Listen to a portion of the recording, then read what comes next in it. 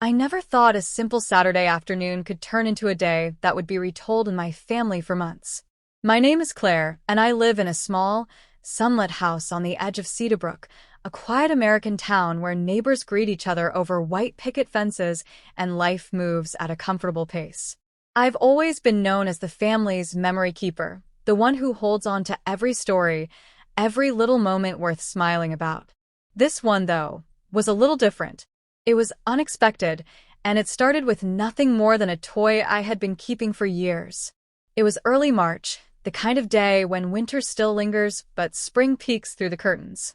My sister, Melissa, had called me that morning, her voice slightly frantic.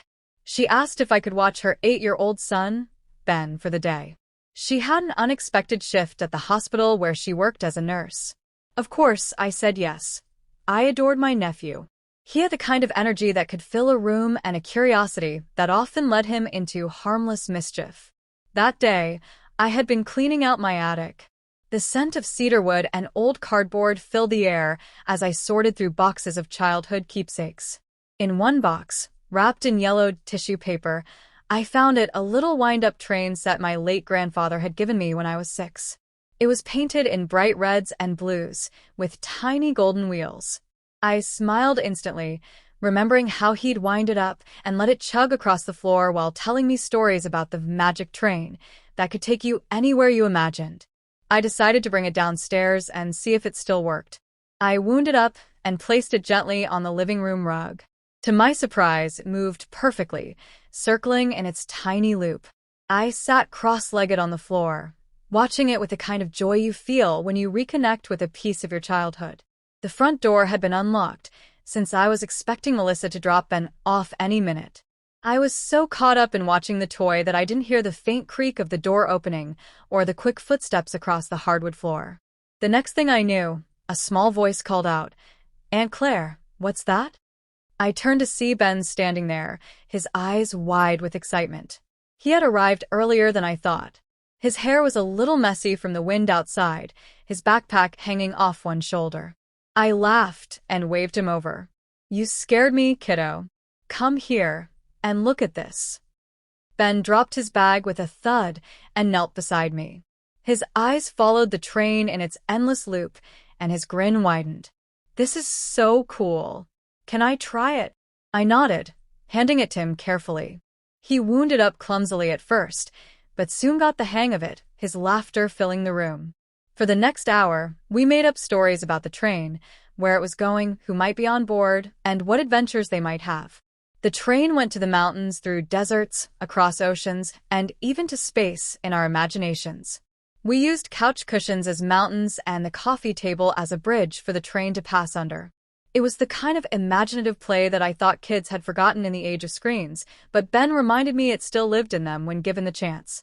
After a while, I brought out some snacks, peanut butter sandwiches and apple slices, and we sat on the floor eating while still letting the train go in circles. I told him about my grandfather and how he had given me the toy when I was about his age.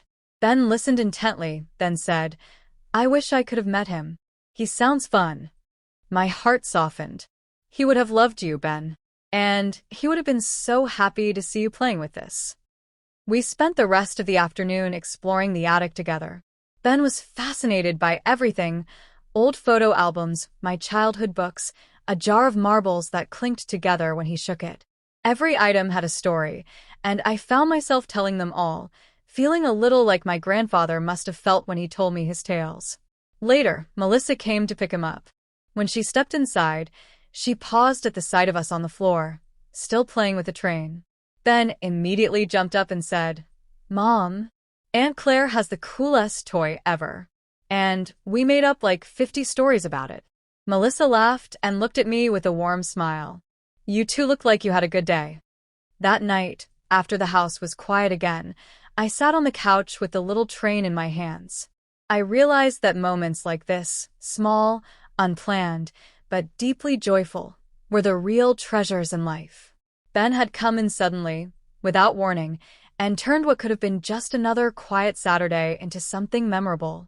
And just like my grandfather had passed his joy on to me, I had passed a piece of it on to Ben. Days later, Melissa called to tell me Ben hadn't stopped talking about the magic train and how he wanted to come over again to play.